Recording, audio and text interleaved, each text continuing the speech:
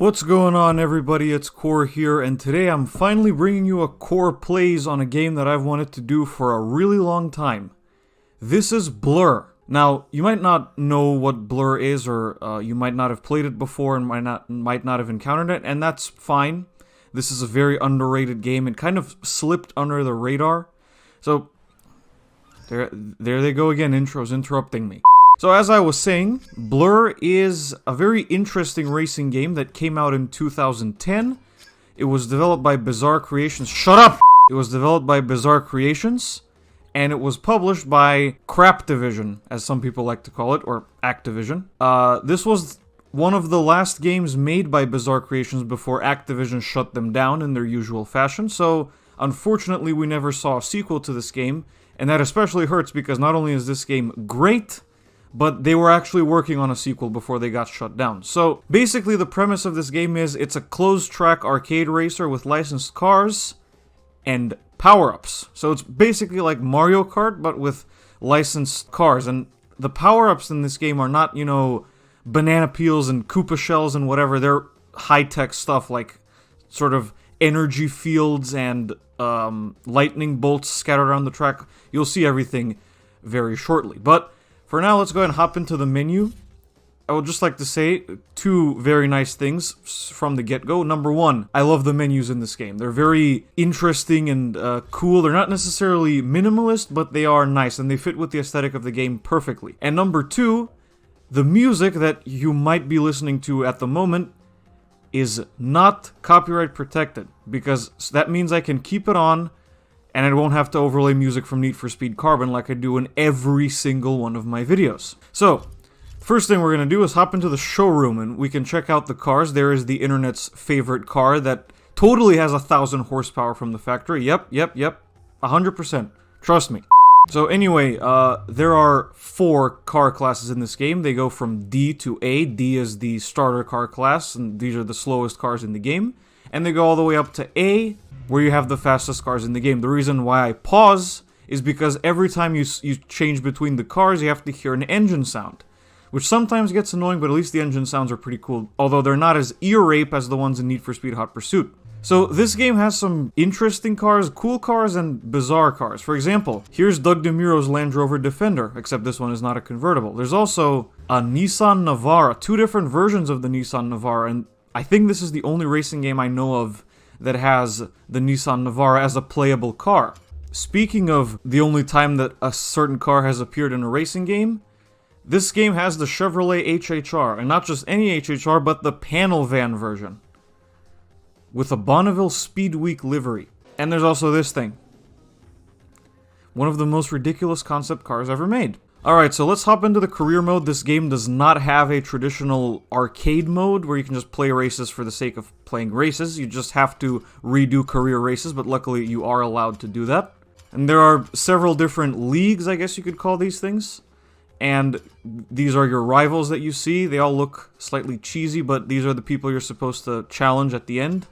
And there's a set of anime twins as well. So I think we're gonna hop into Midas Touch. And the game always displays the rival's car whenever you're about to race in this league. So there are several different types of events. Conventional races, you have checkpoint races, destruction races. There's no destruction here, but there's a variety of stuff. And at the end of every league, of course, you have a one-on-one race with that rival. So let's start off with the basics. We're gonna do a race, and this is where you can choose your car. Now, one interesting thing about this game is that it has pre-customized cars, like this Ford Focus RS that seems to have Need for Speed Carbon auto-sculpt wheels on it. But there's a variety of pre-modified cars, and these modifications actually look really cool, and I've always wondered what would have happened if this game got a sequel and actually became a franchise. Would we be able to customize our cars like this? It's an interesting thought. But anyway, now we're gonna go into the race, and for that we need this. I mean, it only makes sense. After all, I own a Mark V Golf in real life. Just gotta set up the color. There you go. One thing that's annoying about this game is even if you play with controller, the menu options and the buttons that you need to use for the menu options don't change from keyboard to controller, so I'm having to guess. That's why you heard the keyboard when I changed the color. Alright, let's go ahead and hop into this race. So as you can see on this loading screen that also displays typical tips, you get a certain amount of lights depending on what position you finish the race in. So the race is starting now, but I'm gonna try my best to summarize. Basically, this game's lights is the equivalent of medals in other racing games. So you get 3 lights for third place, 4 lights for second place, 5 lights for first place, and there's additional lights that you can earn by doing the incredibly annoying fan demands. So what you just saw there was a shunt. It's basically like a homing missile. It homes in on a car in front of you, and it fires and they can spin out. You can hold a maximum of 3 power-ups at one time, and if you press LB, you can switch between the ones you currently hold. Right now, I have a barge. If I press A here, you see it's like a shockwave. It wipes out whoever's next to me. Side note about this game, the car sounds are pretty accurate. This thing really does sound like a Volkswagen W12. Admittedly, it's a bit louder, because the W12 is very quiet. Oh no. Yes, I accidentally ran into a fan demand. So fan demands are these things you need to do, various stunts, or hitting your opponents with a certain item, or drifting, or whatever. We'll come back to the green arrow in a second. And they're sometimes really annoying to pull off, because not only are the physics in this game prohibitive, and sometimes it's really difficult to pull off the stunts, but the races in this game can sometimes get really intense, and you won't be able to concentrate.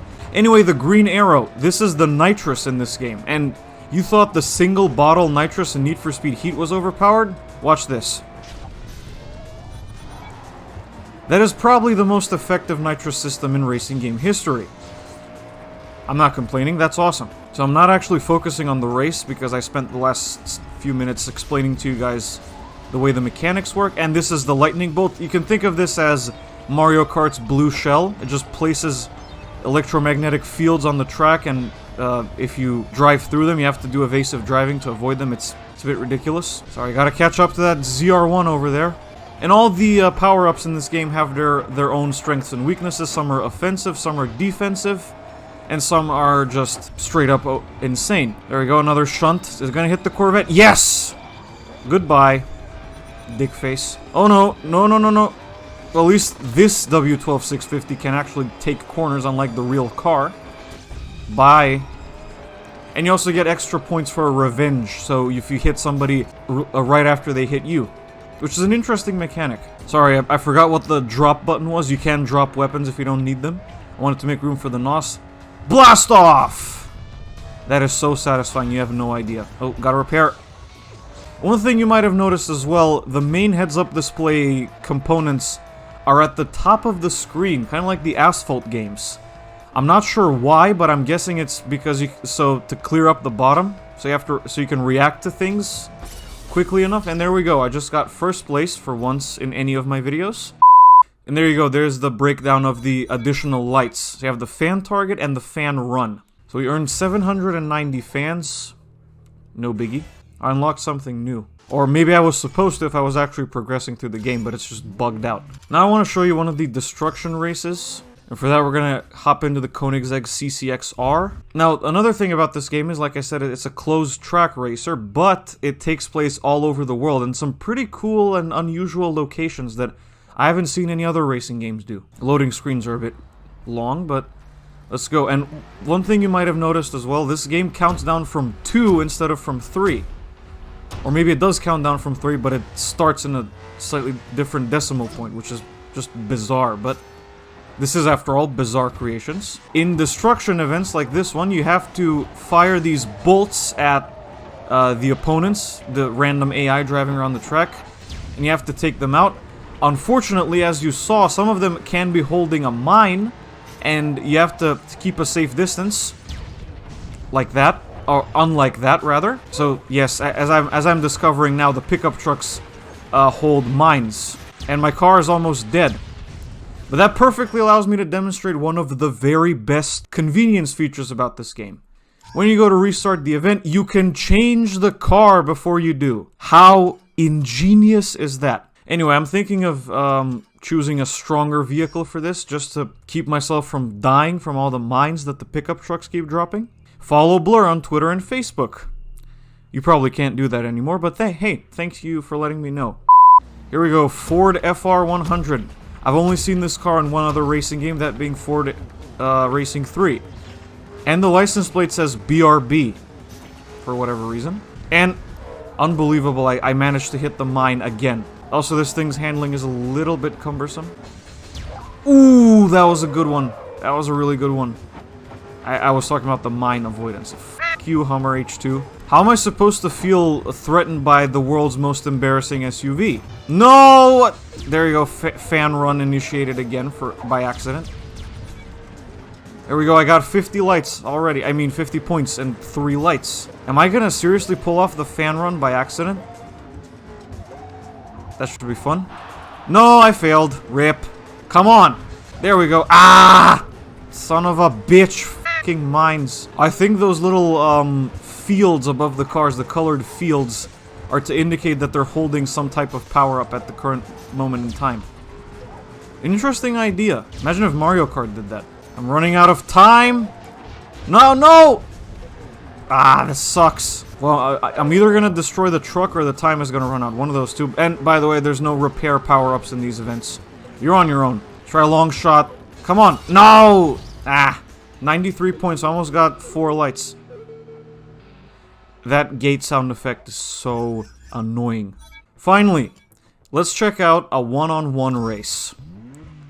So I have to use either this Skyline GTR Z-Tune, which is worth like $5 bajillion nowadays, or a regular Z-Tune. Might as well do the regular Z-Tune. This is a one-on-one race, or actually a one-on-two, because we're racing the twins.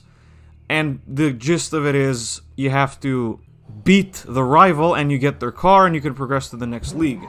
And this map takes place in Japan, so it's gonna make the Tokyo Nights people very happy. Alright. Let's do this. Man, the R34 is a nice breath of fresh air, because it handles really nicely, from what I can tell for right now. One thing I have to say, these one-on-one challenges are not the easiest in the world. Alright, let's give them the bolts. Yes! Fully bolted. Ah, one of them has a shield. Oh, they're firing backwards, not gonna work. Ah, Weston. Bullying.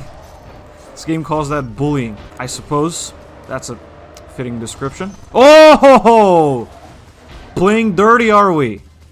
Ooh, she's good. Come back here. And this is what I'm trying to explain. The races in this game can get really exciting and really hectic fast.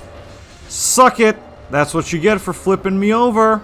And I think Ayumi is permanently out of the race. So now it's time to blow up her sister's car and we'll be done with this. Gotta keep cutting the corners because this game's physics are kind of prohibitive. You'll lose way too much speed if you actually brake for the corners. So, you gotta cut them. What's with... This rubber banding is pretty intense right now. Ooh, a mine! Not gonna work. By the way, the graphics in this game for 2010 are excellent. And these environments and the aesthetics are great. Ooh! Getting cocky, are we? Feel like I'm doing a Top Gear challenge from like the early Top Gear episodes, like when they did the laser tag at Willow Springs. I missed every single shot. Nope.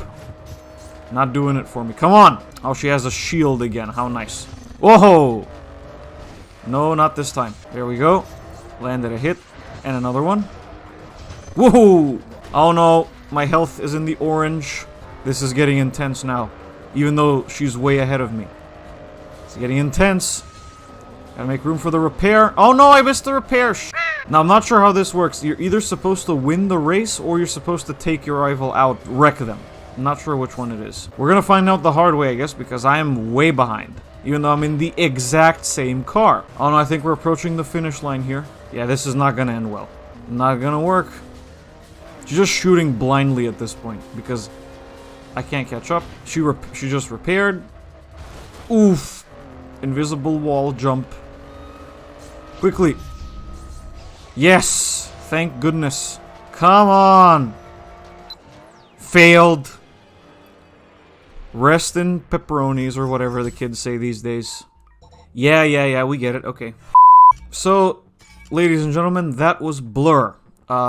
Quirky, interesting racing game with a very loyal and cult following, just like Judy, and a very fun game that you all should try out at some point. Well, that's going to be about it for this episode of Korr Plays, everybody. Thank you so much for watching this video. If you liked it, be sure to hit like and subscribe to the channel. Also, check me out on Twitter and Instagram. There will be links in the description, and I will see you guys in the next video. Goodbye.